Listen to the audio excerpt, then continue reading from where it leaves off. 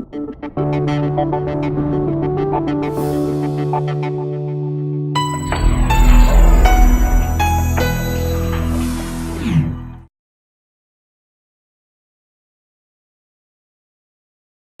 this is the Monday Advantage, and this week we're going to focus on your life as a creator and your effectiveness in the creative process.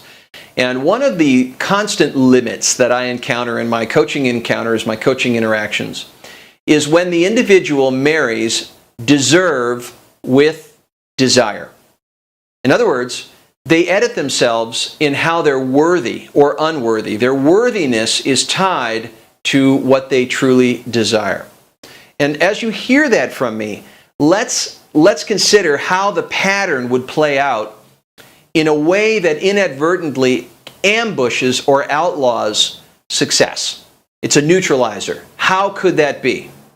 Well, let's look at the source from which the individual is wanting to create the desire. The source is coming from, I am this, or I believe this about myself, or I am worthy when. In other words, they're assigning a score to their identity. I'm a better person when I do this, I'm a better person when I don't. And they're hanging that over their head like a looming critic. And so they filter all of their desires through that. In other words, I will only expect what I deserve. Think about it. What does that individual set up? Difficulty.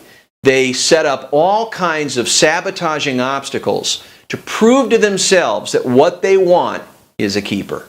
That it's worth, they earned it. And they always have to go through this qualification process of earning it until they recognize one day that they're the only one keeping score.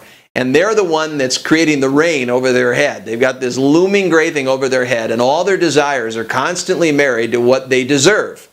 But what happens when an individual sits that deserving voice in the bleachers and says, you know, I'm going to look past you. I'm not at issue with you. What I think about who I am and, you know, what I conclude about myself based on my past is separate. That's a separate matter. Creating is a process that I can master. And you begin to recognize that. You see the separation between identity and the subject matter that you create. And so a person says, you know, I wonder what would happen. I wonder how free and mobilizing my imagination would be if I were to unleash, right, or unshackle that from what I deserve. What would happen? I begin to think into new realms. I begin to consider real dreams. I begin to reach for places that, yeah, you know, aren't really about whether I deserve it or not. I don't need to work so hard for what I want. Sometimes it'll be hard because of the nature of it. That's part of the process. But sometimes it'll be easy. But I don't get caught in the moments when things are hard. I don't say, well, boy, this is so familiar. Man, this is really commensurate with my worth. Boy, you know, if I really survive this, man, if I really get through all these sabotaging obstacles I've created, if I've really manipulated myself through all these conflicts, man, I really deserve to keep what I want. But if that little voice is looked past, it's looked like you relate with it like an old friend, and you just say, I just want to create what I want. It's just a matter of what I want for its own sake. It's just something that matters to me. It's not commensurate with what I deserve. It takes away all the disqualifications you put on yourself. And suddenly there's great space between you and what you want. There's really nothing there that you make up. And now there's just total access. And there's an allowing feeling. There's a sense of mobility. So I'd like you to consider this week, raise your levels of awareness. If you're finding yourself in those dark corners of deserving what you desire, separate.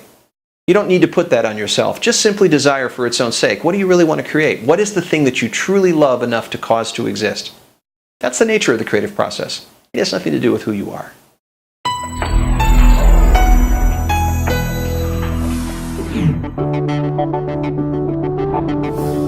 Thank you.